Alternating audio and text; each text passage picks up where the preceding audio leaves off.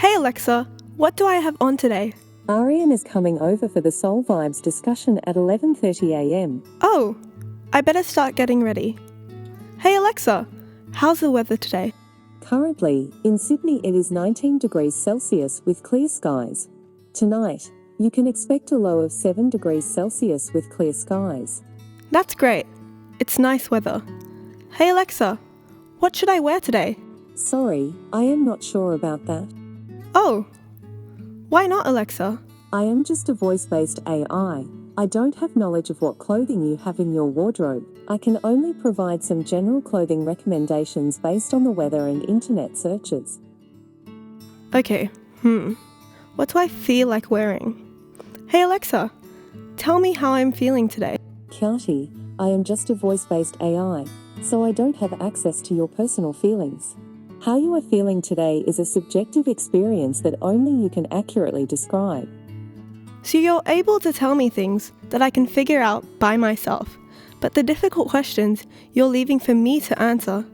Since the day I bought you, you've been prompting me to give you all kinds of access. First my email, then location, credit card, calendar, and so much more. And now I'm hearing that you've got access issues. Sorry, I cannot help you with that. However, it's time to meet with Aaryan as per your calendar. Dhan Nirankari, Aaryan Ji. Dhan Nirankari, Khyati Ji. Aaryan Ji, how are you feeling today? How am I feeling today? I'm feeling excited and eager to start our discussion of soul vibes. Excited. I didn't think about it like that.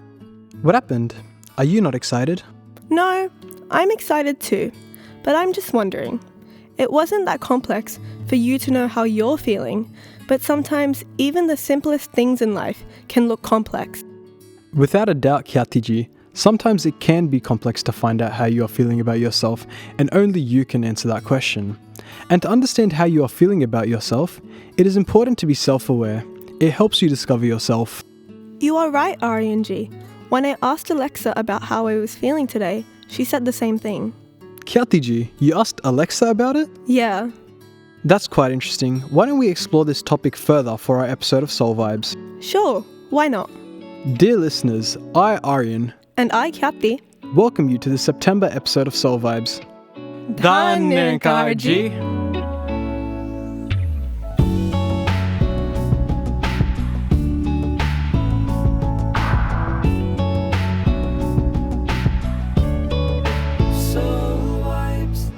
Aaryan Ji, what should someone do to find out how they feel about themselves? I think by checking in with yourself periodically on how you are feeling, we learn to correlate our emotions with different situations, where we get a better sense of what makes us feel that way, which helps us in getting to know ourselves better. Keeping a check on my emotions, that's thought-provoking. I've always heard of keeping a check on my physical well-being, my time, my spendings, and my behavior, but keeping a check on my emotional well-being feels so connecting. Yeah. Once we develop a level of self-awareness at which we are able to understand how we are feeling and what is causing that emotion, we are able to become aware of our strengths and weaknesses and recognize where we are going.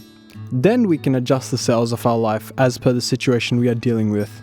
I was actually discussing this with Nikhil Ji earlier. Why don't we get his thoughts on this? Yes, absolutely. Hey Alexa, dial in Nikhil Ji. Dialing in Nikhil. Dhan Nirankari Ji, Khyati Ji. Dhan Nirankari Nikhil Ji. Aaryan Ji and I were just discussing how one can keep a check on their emotions through self-awareness. And Aaryan Ji suggested that we get your thoughts on this topic. Why not, Khyati Ji? I would love to be a part of this discussion.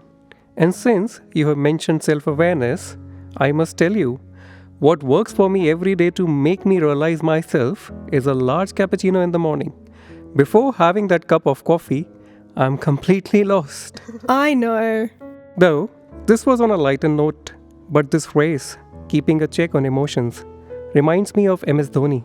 He is a famous Indian cricketer, also one of the most successful captains in the history of Indian cricket.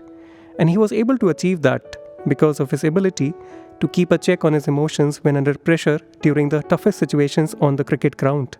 He was able to maintain his calm and was able to make the best decisions for the team. That's a great example.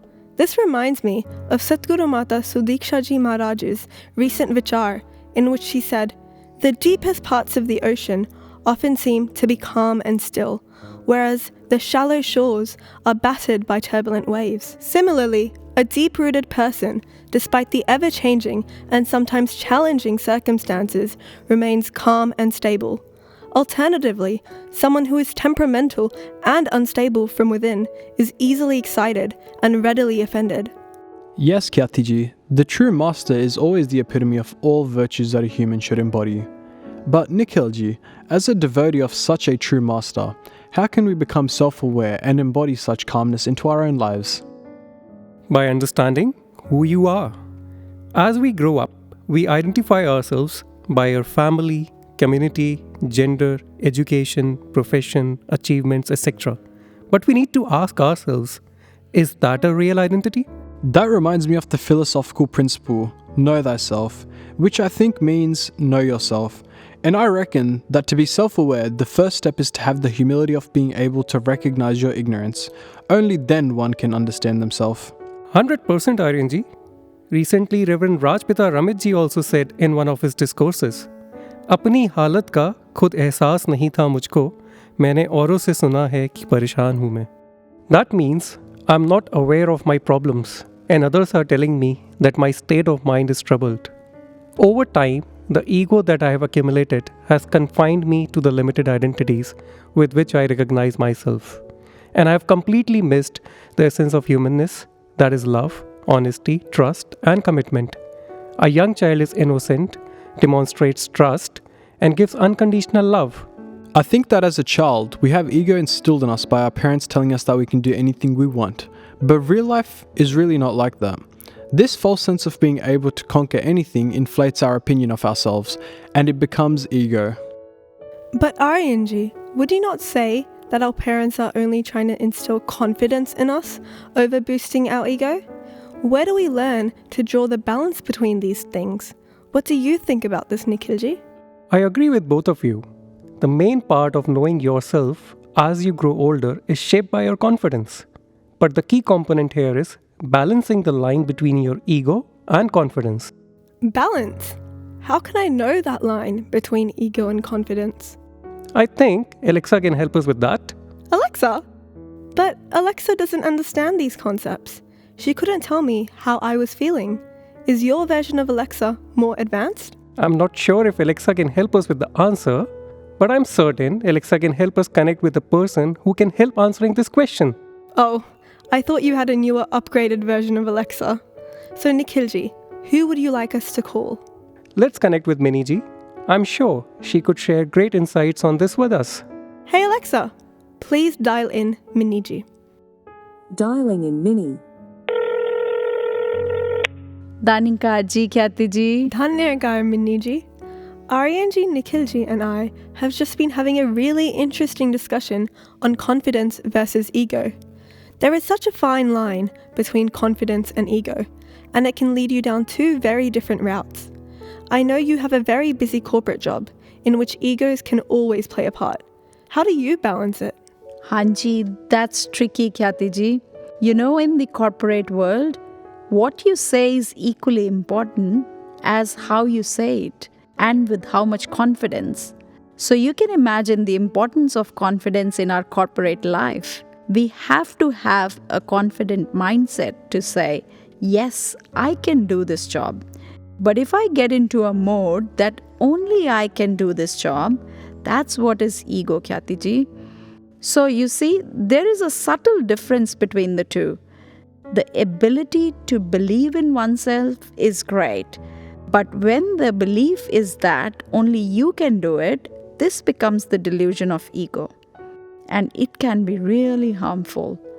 It makes us react emotionally, and then we try to prove our point no matter what, even to a level that we can't even receive any feedback.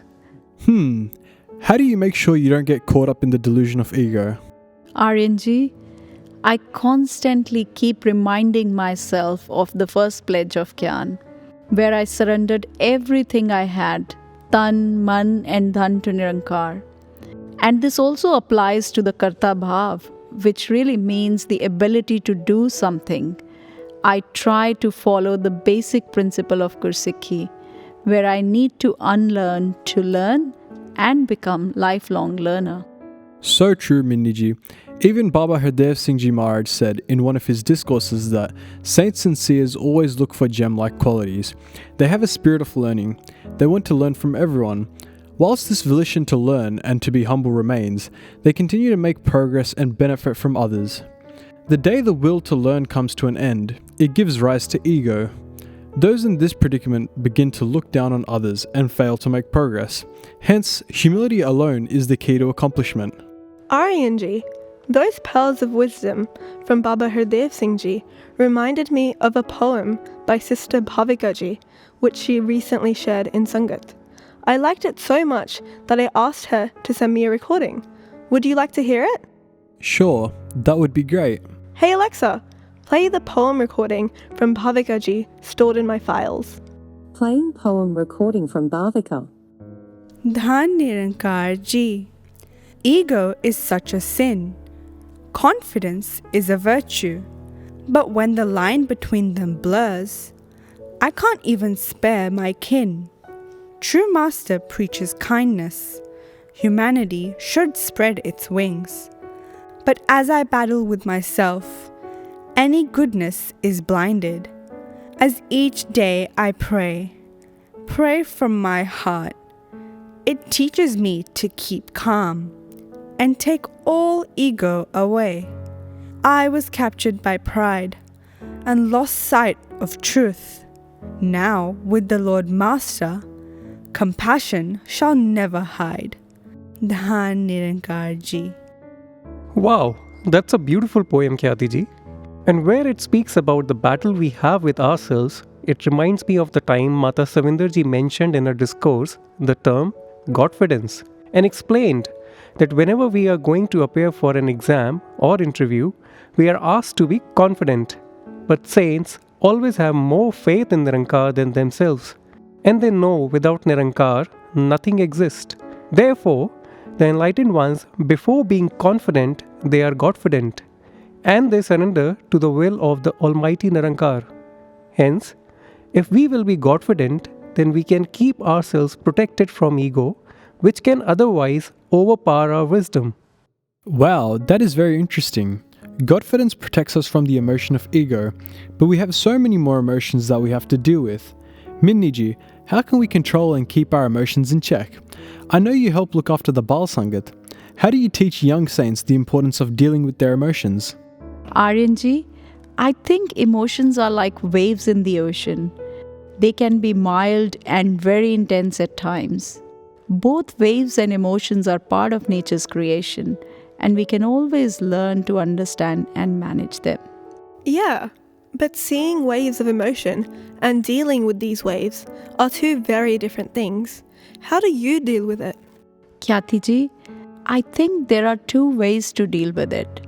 Firstly, at a physical body level, I use deep breathing techniques to calm myself along with Simran. This is what I share with the little saints of Bal Sangat too. When in the state of anger or anxiety, take deep breaths to fill your lungs like filling a balloon and do Simran. This generally calms your nerves instantly. What's the second way to deal with this, Minniji? The second way is to transform how we think about different situations at a mental level. This is a very slow and subtle process. And let me share one incident that made me realize this. As a teenager, I was very short-tempered and used to get into conflicts very easily. There was a dear relative of mine with whom I had a sweet and sour relation, but we couldn't really live without each other, and we used to get into so many arguments over small things. During my last visit to India, almost 2 years ago, she came to pick me up, but I took very long time to come out, and she just screamed at me like anything. Then I just smiled and sat in the car without saying anything. She kept saying things in anger for a few seconds, and then there was a silence for a few minutes. Really? What happened next? Then she said, You don't seem to be the same person I know. What's wrong? You used to react to small sarcastic comments too. But today, how come you're so calm? And Aaryan Ji, hand on heart, I too realized at that very moment how Gyan transformed me without me realizing this. Her anger seemed so minuscule in the grand scheme of things that I honestly didn't feel anything. I just did Simran to calm myself down, and it worked like a charm. Also, I think I had a feeling of temporarily visiting India in the back of my mind. So it didn't matter much compared to when I used to live in India. I wish I can remind myself that my visit to this world is also temporary, so I don't take this game of life so seriously. Wow, that's amazing. Even being in such a heated emotion, one can still be aware of it and manage it. This reminds me of a quote. Do not let anger and ego control your actions. Let love and humility be your guiding principles. Yes, Khyati Ji. And these are the things we continually hear within congregations, as saints always remind us about love and humility being important. Look at the example of when we speak in Sangat, the first thing we say is, Saint, say with love. And then, after finishing speaking, we show humility by bowing to the saint on the stage. When you attend Sangat, the company of saints teaches you these concepts. So this means that by being self-aware, it is not just about understanding how one is feeling and what is causing that emotion, also being able to control or regulate your emotions when dealing with difficult situations. Minni Ji and Nikhil Ji, don't you think that after attaining divine knowledge, we get this realization that everything is temporary? So, why do we waste it in identifying ourselves by our achievements, accomplishments, or what others think about us? Ideally, we should focus on our true identity, which we realize after attaining divine knowledge. Hanji Khyati Ji, that's so true. Self-realization can only happen through God realization. As Baba Hardev Singh Ji also said, we are not human beings having spiritual experience. We are spiritual beings having a human experience. I also think that through this human experience, we encounter human emotions, which are very real and can be really difficult to deal with, like dealing with grief when you lose a loved one. Hanji Khyati Ji, these are very real emotions and are difficult to deal with. But we are also given guidance in the Avatar Vani verse which says, Sabar Shanti Te Samdrishti Sant Janada Gehna hai, Sant Janada Vadda Jevar Bhane Andar Rehna hai. If I am feeling very happy today because of my achievement, then after realizing my true self, I should always remember that my existence is because of Nirankar. And whatever I have achieved and will achieve is the blessing of Nirankar. Or if I am in grief or feeling sad because I have lost someone or something, then also I should remember that only Nirankar is perfect and Nirankar's plans are best for me. If I am feeling angry about someone, then I should remember that the person is also made by Nirankar, just like me. I might do the same for which I am being angry towards him. Or if I am showering too much love on someone and not getting same in return, then I should always remember that the source of love is Nirankar and I am just a medium. Oh wow! We've covered so many inspiring topics throughout this conversation. What did we all learn from this discussion? I realized that the true master helps us in peeling back the layers of ego, the illusion of vices that we keep accumulating as we grow, and ones that help us in bringing back our pure natural state that we were blessed with when we were born, which is love. In the journey of life, we transition through different identities in different phases of our life. In each phase, we should have a growth mindset. Only then we can blossom with love and not get stuck in the shells of fake identities. And by attaining divine knowledge, we realize that this material world, which includes the emotions we feel, is only temporary and will eventually subside. And such a self-realized soul who is always in unison with the super soul will always be calm in all the situations of life, leading to our relationships, whether it is personal, professional, or social. They will be so beautiful. And just imagine if this knowledge was instilled in us from childhood. How beautiful would the evolution of a human being be? This also reminds me of a recent excerpt from the Discourse of Reverend Rajmami Ji, when a child asked Mataji, "What's the one quality of Gursik that you would like?" And Mataji replied, "Gursik ka Nirankari se connection." Wonderful, and so is the motto of our mission, self-realization through God-realization. Absolutely, Aaryan Ji. A spiritual evolution of human beings is a journey from knowing one, being one, and becoming one. So, listeners, we hope you enjoyed this episode of Soul Vibes. Stay tuned until we meet again with yet another beautiful episode. Hey Alexa, will you be able to tell me how I'm feeling next time? I'm not sure about that, but it looks like you've had a good conversation. However, your answers are too advanced for me to understand. It's not in any of my functions. Namaskar, Dhan Nirankar.